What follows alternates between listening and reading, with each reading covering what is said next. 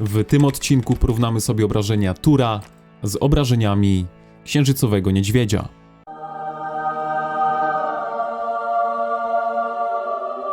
Siemaneczko, z tej strony Anioł, witam cię serdecznie na kanale. W tym odcinku sprawdzimy, czy Tur jest lepszy od Moonbeara do garnizonów, do rally oraz przy okazji podzielę się z wami buildem do Tura. Natomiast zanim przejdziemy do tej matematycznej uczty, przypominam o pozostawieniu łapki w górę oraz subskrypcji, jeśli jeszcze tego nie robisz. Dziękuję wszystkim wspierającym. W sumie wy też możecie im podziękować, bo ten film jest głównie dzięki nim. Skoro uprzejmości mamy już za sobą, przejdźmy do pupili. Po lewej stronie będzie Tur, po prawej stronie będzie Moonbear. Myślę, że taka tabelka będzie przyjemniejsza i łatwiejsza dla takiego przeciętnego widza. Może na początek powiem wam, jak ja od 2 lat obliczam te całe pupile, żebyście nie myśleli, że ja tutaj sobie coś zgaduję. Oczywiście mamy tutaj wzór, który mówi nam jasno, jakie obrażenia może mieć poszczególny pupil. Więc tak naprawdę z tym wzorem każdy z was może sobie tego pupila policzyć dla siebie. Teraz wam pokażę, że ten wzór działa. Mamy na przykład 3-gwiazdkowego pupila z takim talentem. Mamy podstawowy damage factor 3 gwiazdek 100, plus zyskujemy to, co jest zeskalowane ze szczęściem. I teraz jak policzyć to szczęście? Szczęścia mamy 263, a więc tak, wpisujemy sobie 100, gdyż jest to nasz podstawowy damage factor. Następnie wpisujemy sobie swój atrybut, z którym ten damage factor się skaluje. W naszym przypadku jest to szczęście, którego mamy 263. 263 podzielić na 150, zawsze dzielimy na 150. No i dodajemy do tego podstawowe obrażenia naszego talentu, naszej umiejętności. Więc dodajemy do tego plus 100. No i w taki sposób liczy się te pupile. 175 jest to właśnie ta cyfra, która jest zeskalowana, więc widzicie, że to wszystko się zgadza. Mamy tutaj 175, no i łącznie mamy 275, prawda? Więc łącznie mamy 275 podstawy naszego talentu. I dokładnie w taki sam sposób liczę wszystkie inne pupile, niemalże od 2 lat. Mam nadzieję, że tym sposobem wzbudziłem wasze zaufanie, że nie jest to jakieś moje zgadywanie. Także przejdźmy do poszczególnych obliczeń. Zaczniemy od talentu naszego Tura. Także tutaj macie te wszystkie statystyki, które wykorzystamy do obliczenia jego obrażeń z talentu. 28 przeskalowane z jego maksymalną siłą. Tur maksymalnej siły może mieć 321, więc będziemy mieli tutaj 28 plus 60, co łącznie daje nam obrażenie o wysokości 88 skill faktora. Aby obliczyć obrażenia typu drugiego, czyli tutaj mamy 48, które się skaluje z dodatkowym HP naszej piechoty. Skąd wziąć to dodatkowe HP, z którym będą się nasze umiejętności skalowały? Oczywiście tutaj z prawej strony to dodatkowe HP powinno nam się wyświetlać. Także w rally możemy mieć około nawet 150% dodatkowego HP, więc 48 możemy zwiększyć nawet o 150%. Jednakże nie będzie to takie proste, jeśli się nauczymy, jak kontrować marsz Kumy z Lei-Kwanem. Wtedy mniej więcej będziemy mieli tutaj około plus 50% dodatkowego HP. Natomiast jeśli będziemy mieli z 2 stron marsz Kuma oraz Lei-Kwan, wtedy tego dodatkowego HP powinniśmy mieć praktycznie 0, jedynie te 23%, które nam zagwarantuje pupil, więc te obrażenia nie będą zwiększane jakoś diametralnie. Dlatego najlepszą kontrą na garnizon Kuma Lei-Kwan jest po prostu wysłanie rally Kuma Lei-Kwan. No i co ważne, pamiętajcie o tym, żeby stać z daleka od takiego rally, od takiego garnizonu, z tego względu, że Kuma będzie wysysał HP z pobliskich legionów. No i jeśli mu tego HP dodatkowego nie dacie, wtedy obrażenia Lei-Kwana będą mniejsze, wtedy ich przeżywalność będzie mniejsza, no i obrażenia pupila również będą mniejsze. Także najlepszą kontrą na garnizon rally Lei-Kwan jest po prostu trzymanie się od niego z daleka. Swarmować tego rally również nie chcemy, no bo mamy wtedy 15% szans na zyskanie 5% HP i zadawanie 2% więcej obrażeń.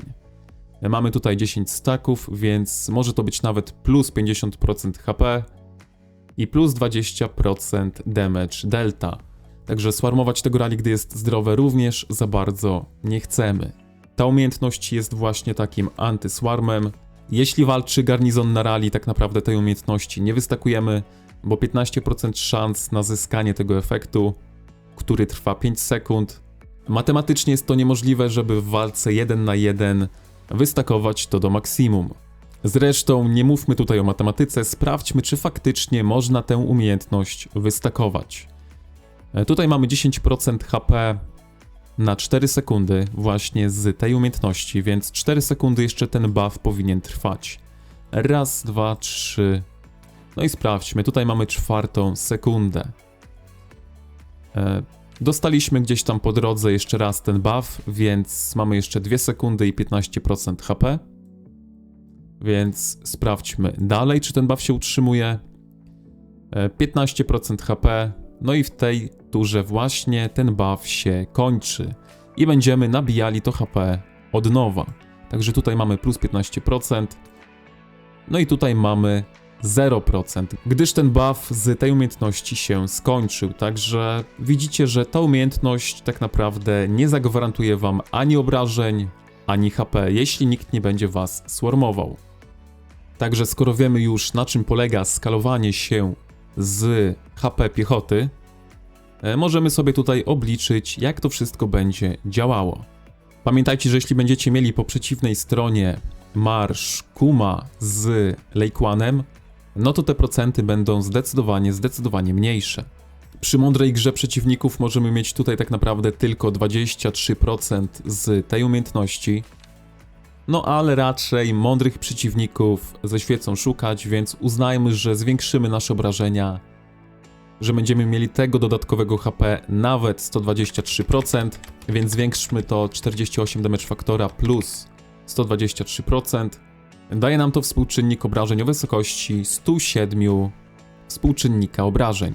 Także dwójka będzie biła za 107 współczynnika obrażeń. Natomiast jeśli zwiększymy jedynkę tą umiejętnością, która może nam zagwarantować nawet plus 60,5% damage faktora więcej z pierwszej umiejętności, wtedy obrażenia jedynki będą wynosiły 88 plus 60,5% równa się 141 damage faktora. 141 obrażeń z jedynki plus 107 obrażeń z dwójki. Mnożymy to oczywiście razy 3, bo ten pupil zadaje obrażenia przez 3 sekundy. 248 razy 3 równa się 744 skill damage'a tego pupila na jednej rotacji. Dodatkowo może nam zagwarantować łącznie nawet plus 33% HP na 3 sekundy. Niestety te procenty nie będą się zaliczały do zwiększania obrażeń Leikłana, gdyż pupil wpada w szał jako trzeci po dwójce bohaterów. Także obrażenia tura wynoszą 744 skill damage'a w jeden cel. Oczywiście możemy uderzać nawet 5 celów. Niestety w rally w garnizonie z reguły uderzamy tylko w jeden cel, dlatego będziemy tutaj operowali na jednym celu. Przejdźmy teraz do Munbera. Jeśli chodzi o obrażenia Munbera, to on bardzo mocno się skaluje z obrażeniami, jakie zada nasz dowódca i zastępca z umiejętności wpadania w szał. Także tutaj dla Leikłana, bo tylko on będzie zadawał obrażenia, przyjmiemy, że będzie on zadawał obrażenia o wysokości 3000. Ktoś może zapytać, skąd Leikłan będzie miał 3000 skill damage'a. Jak doskonale wiemy, obrażenia Leikłana skalują się z dodatkowym HP, więc jeśli nasze dodatkowe HP będzie wynosiło na przykład plus 100%, wtedy obrażenia Leikłana zwiększamy o te 100%, które będziemy mieli tutaj z prawej strony. No i wtedy wychodzi na to, że sam Leikwan zadaje naprawdę potężne obrażenia. Tutaj macie na to dowód. Leikwan ze swojej umiejętności wpadania w szał zadał 13 222 obrażeń. Natomiast Danfel zadał 7222, więc zadał praktycznie 2 razy mniej obrażeń od swojego tutaj przeciwnika. A jak doskonale wiecie, Danfel podstawowego skill damage'a ma więcej od naszego tutaj Leikwana. Mimo wszystko Leikwan zadał 2 razy większe obrażenia. Więc pomimo tego, że Kuma nie zadaje żadnych obrażeń z wpadania w szał, no to może zwiększyć nawet dwukrotnie, a nawet ponad dwukrotnie obrażenia Leikwana. To właśnie dzięki temu skalowaniu ta para jest tak genialna. Przypominam, że aby kontrować to rally Kuma Lei Quan, musicie stać z dala od tego rally, z tego względu, że Kuma będzie wysysał HP pobliskich legionów, więc stanie z daleka od tego rally może jedynie wam pomóc. Wracając do Munbera, skoro wiemy, jakich obrażeń możemy się tutaj spodziewać, zwiększamy te obrażenia o nawet 6,6%, bo przy maksymalnej sile, jaką posiada Munber, czyli przy 347 punktów siły, możemy mieć właśnie tutaj łącznie plus 6,6%. No i jeśli nasze rally składa się z jednostek piechoty, mnożymy to jeszcze razy 2, no bo mamy tutaj plus 100%. Więc obrażenia w tym momencie z samego talentu Munbera w jeden cel, bo mowa jest oczywiście o walce 1 versus 1, bo z reguły jedno rally walczy na jeden garnizon. Obrażenia takiego talentu wynoszą 396 skill faktora. Jednak jest umiejętność, która tych obrażeń może zrobić naprawdę bardzo, ale to bardzo dużo. Jest to oczywiście zaawansowany Moonrage. Ta umiejętność może zadać obrażenia o wysokości nawet 423 współczynnika obrażeń. Oczywiście mamy na to 70%, ale 70% to jest naprawdę bardzo, bardzo dużo. Natomiast intensywny Moonrage może zwiększyć obrażenia Moonrage'a o nawet 78,5%. I jeśli zwiększymy obrażenia naszego talentu nawet o 78,5%, wtedy nasz talent zada obrażenia o wysokości 707 punktów. Nasz talent plus zaawansowany Moonrage w kombinacji może zadać obrażenia o wysokości 1130 współczynnika obrażeń. Także po stronie Munbera mamy 1130 współczynnika obrażeń, natomiast po stronie Tura tych obrażeń będziemy mieli 744. Także jeśli chodzi o obrażenia, to zdecydowanie Munber tutaj w rally powinien królować. Natomiast jeśli chodzi o plusy Tura, to może nam zagwarantować plus 33% HP na 3 sekundy. Niestety to HP nie skaluje się z obrażeniami Lei Quana, z tego względu, że nasz pupil wpada w szał już po bohaterach, więc ten bonus dostajemy już po tym, gdy Lei Quan użyje swojej umiejętności wpadania w szał. Natomiast zanim Lei Quan wpadnie ponownie w ten szał, no to już te 3 sekundy miną. Także HP, które gwarantuje nam pupil, nie będzie zwiększało obrażeń Lei Quana. Więc tak wygląda porównanie obrażeń Tura do Munbera. W rally jednak królem powinien być Munber. Oczywiście porównałem tutaj tylko same talenty, no bo reszta buildu pod rally wygląda identycznie tak naprawdę w każdym pupilu. Więc jeśli chodzi o króla rally, o króla garnizonów, Munber powinien być tutaj nadal tym królem, szczególnie dzięki swojej drugiej umiejętności. Ta umiejętność jest naprawdę przepotężna w garnizonach. Moim zdaniem królem Openfielda dla legionów piechoty nadal będzie Jadowity Jaszczur. Z tego względu, że Jadowity Jaszczur zadaje obrażenia wszystkim legionom, które nas atakują. Natomiast Tur będzie zadawał obrażenia tylko 5 legionom, no i 5 legionom w pobliżu. Natomiast Jadowity Jaszczur, jeśli trafi go mag, to mag dostanie obrażenia. Jeśli trafi go łucznik, to łucznik dostanie obrażenia. Jeśli trafi go legion piechoty, no to legion piechoty dostanie tymi obrażeniami. Dlatego królem Openfielda jest Jadowity Jaszczur.